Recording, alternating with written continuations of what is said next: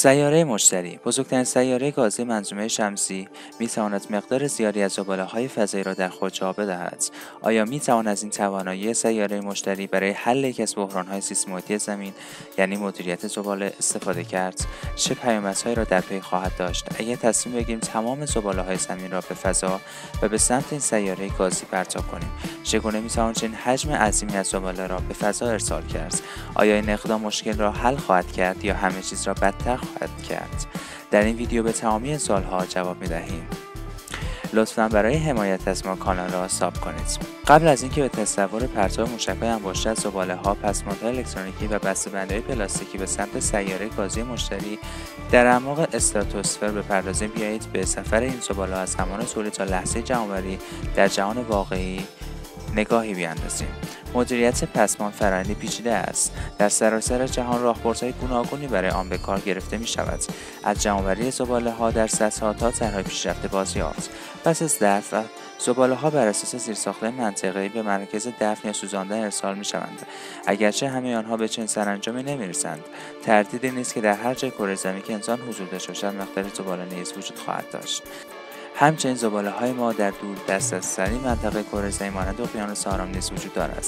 لکه‌های بزرگ زباله‌های موجود در اقیانوس‌ها دیده می‌شوند و جای تعجبی ندارد که زمانی که وقتی مراکز دفن زباله پر می‌شوند ما به سراغ خالی کردن زباله‌ها بر روی سطح آب‌های آثار روی می‌آوریم.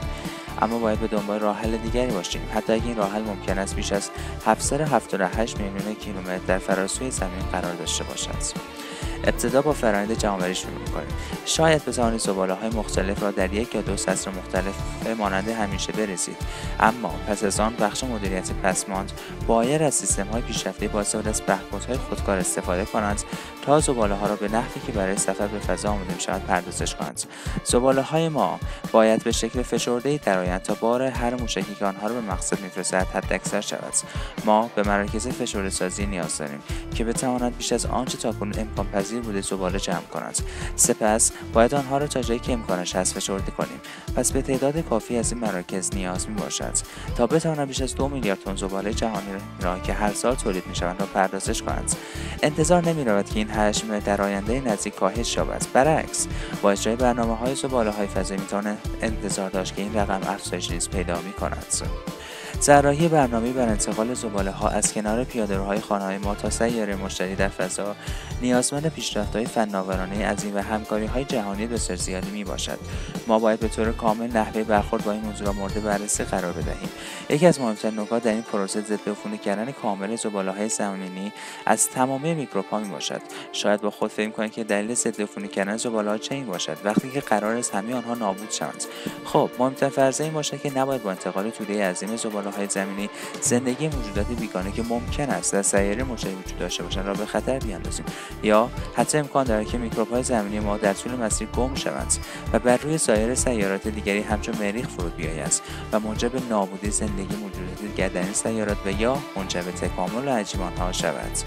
مرحله بعد ساخت فضاپیمایی با ابعاد و قابلیت‌های پیشرفته برای انتقال این حجم عظیم زباله در سراسر منظومه شمسی به سمت مشتری باشد. این فضاپیماها علاوه بر اینکه باید سفرهای طولانی مدت به مشتری و بازگشت را تحمل کنند، باید بار سنگین را نیز بتوانند حمل کنند. همچنین برای خارج کردن ایمن آنها از کره زمین و قرار دادن در مدار مناسب نیاز به سیستم‌های پیش‌رانشی فوق‌العاده پیشرفته‌ای نیز می‌باشیم. اگر بتوانیم چنین فناوری‌هایی را به کار گیریم، این یک جهش عظیم در توانمندی اکتشافات فضای ما نیز خواهد بود. بیایید اتفاقاتی که برای سیاره مشتری می‌افتد را بررسی کنیم. پس از رسیدن به بزرگترین سیاره در همسایگی کیهانی ما، فضاپیما بار زباله‌هایش را در جو این غول گازی رها می‌کند. سپس نیروی گرانجی بسیار قدرتمند سیاره به کار خواهد افتاد تا بتواند زباله‌های ما را به لایه‌های پایین‌تر بفرستد. در لایه بالایی جو زباله‌های ما در دمای منفی 145 درجه سلسیوس سقوط خواهند کرد، در فشار تقریباً برابر با آنچه در سطح دریای زمین تجربه می‌کنیم. اما بعد از آن شرایط پیچیده و شدیدتری را به همراه خواهیم داشت. پوسته محافظ مخازن بار زباله‌ها در پای گاز آمونیاکی سیاره مشتری شروع به فرسایش می‌کند و دقیقاً زمانی که فشار جوی میلیون‌ها برابر سطح دریای زمین افزایش پیدا می‌کند، مخازن فرو خواهند باشید. و به دلیل از بین رفتن پیوندهای مولکولی در زباله‌ها به دلیل جو بسیار بالا زباله‌ها شروع به متلاشی شدن می‌کنند. درست است که سیاره مشتری متشکل از گاز است و سطحی محکمی در آن وجود ندارد، ولی اگر چیزی به نزدیکی حدسه مشتری برسد، در شعله‌های دمای تام 24000 درجه سلسیوس به عناصر ابتدایی خود تجزیه خواهد شد. فلزات ذوب و در هم آمیخته خواهند شد. پلاستیک‌ها نسبت کوچکتر مولکول‌های خود تبدیل می‌شوند. در این صورت زباله‌های ما می‌توانند در قلب این غول گازی به طور کامل بازیافت شوند. اما اکنون باید دوباره به نقطه شروع بازگردید و همه چیز را از ابتدا نگاه کنید. این سفری پرخطر خواهد بود، به خصوص زمانی که باید از کمربند سیاره عبور کنند. فقط تصور کنید چه فاجعه‌ای کیهانی در انتظار آن روز است که یک فضاپیمای حامل زباله منفجر شود و زباله‌ها را در سراسر منظومه شمسی برای همیشه پخش کند و در آخر باید به نقطه تولید سوخت مورد نیاز این فضاپیما توجه کرد که خود داستان پیچیده‌ای دارد. لطفاً برای حمایت از ما کانال را ساب کنید و منتظر ویدیوهای بعدی باشید.